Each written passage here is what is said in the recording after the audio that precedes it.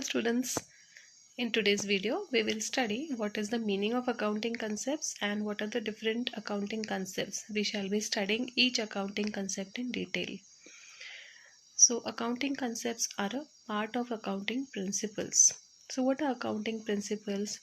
Accounting principles are the basic rules or they're the guidelines which have to be followed by while reporting the financial data. And accounting concepts and accounting conventions, they are parts of accounting principles. That is, accounting principles are broadly divided into accounting concepts and accounting conventions. So in today's video we will see what are the different accounting concepts, and each concept will be discussing in detail. So first we shall see the meaning of accounting concepts.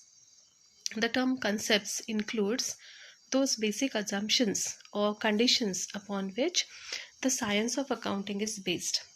So following are the important accounting concepts: separate entity concept, going concern concept, money measurement concept, cost concept, dual aspect concept, accounting period concept, periodic matching of cost and revenue concept, and realization concept. So now let us see one by one each concept we'll see. First concept is separate entity concept. So according to this concept, the business entity, the separate entity concept is also called as business entity concept. So this concept states that the business is separate from the owner or owners of the business. Therefore, the accounting records for even the simplest business, the sole trader, must be kept separate from the personal affairs of the owner or owners. There are basically three types of business entities. One is sole trader, second partnership, and third limited company. The principles of double entry accounting apply to all forms of business organizations as well as for not-for-profit organizations.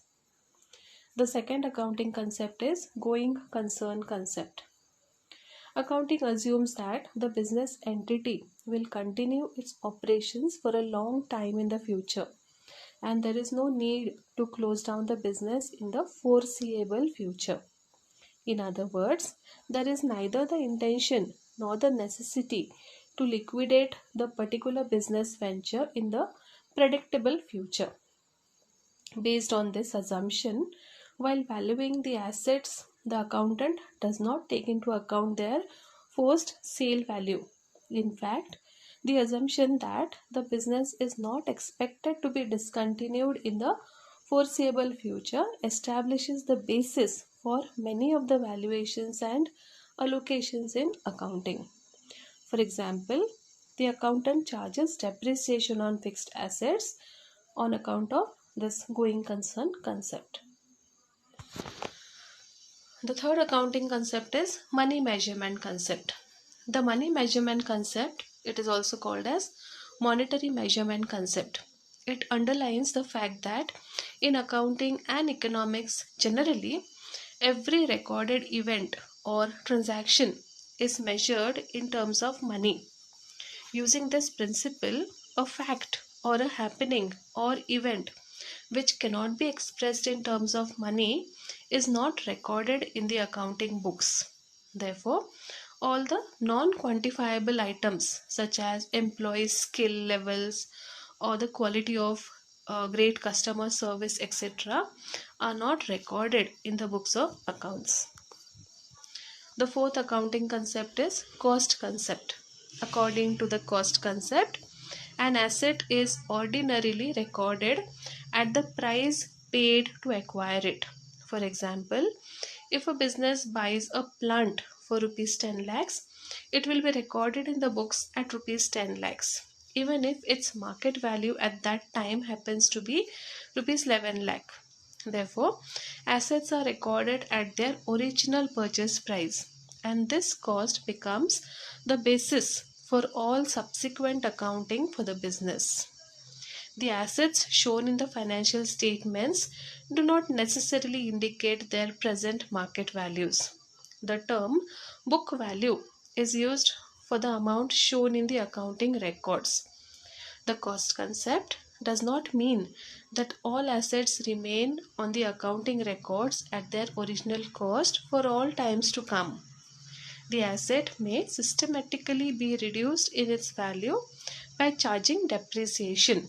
The advantage of cost concept is that it brings objectivity in the preparation of financial statements.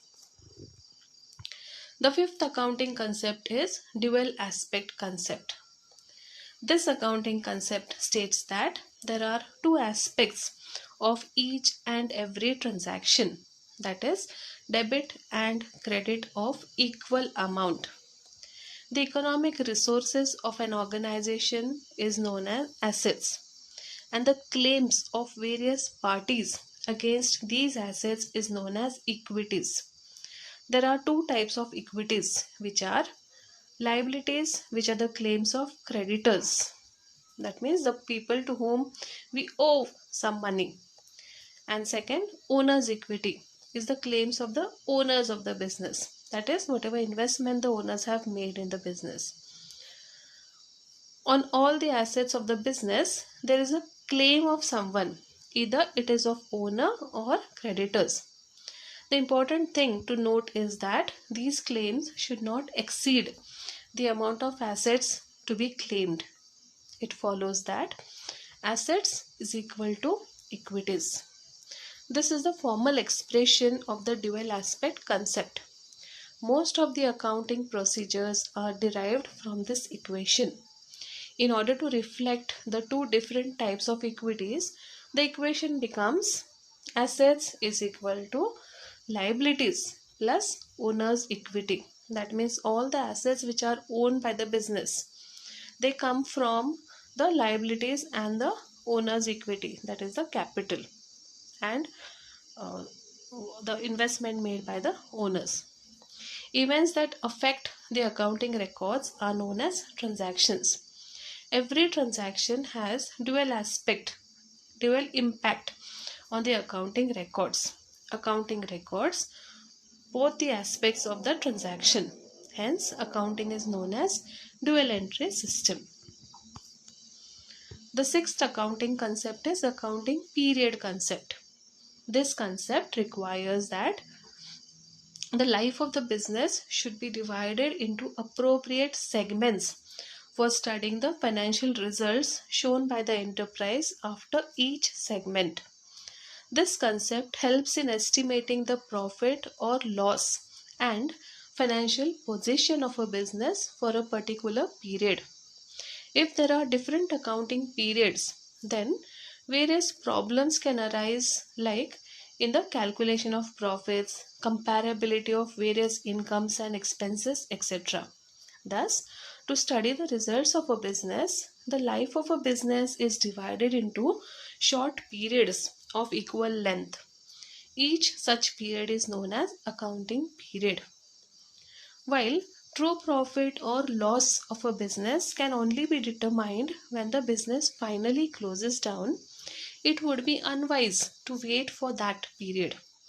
Accounting information is needed by all concerned on a regular basis, and therefore it should be prepared on an ongoing process. For this purpose of having a reliable and comparable set of financial statements, the performance and position of a business is measured at the end of predetermined periods called accounting periods. Generally, an accounting period is of 1 year. Hence, an income statement shows the financial performance over 1 year, while a balance sheet shows the financial position at the end of a year. The seventh accounting concept is periodic matching of cost and revenue concept. According to this concept, the revenues and related expenses must be matched in the same period to which they relate. Additionally, the expenses must relate to the period in which they have been incurred and not to the period in which the payment for them is made. On account of this concept, adjustments are made for all prepaid expenses, outstanding expenses, accrued income, etc. while preparing periodic reports. The last accounting concept is realization concept.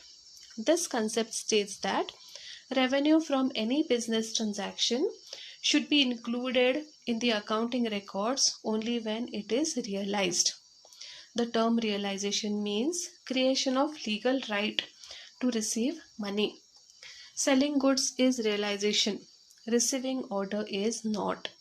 In other words, it can be said that revenue is said to have been realized when cash has been received, or a right to receive cash on the sale of goods or services, or both has been created. So students, I hope you'll have understood the different accounting concepts. So in the next video, we will see the second part of accounting principles, that is the accounting conventions. Thank you.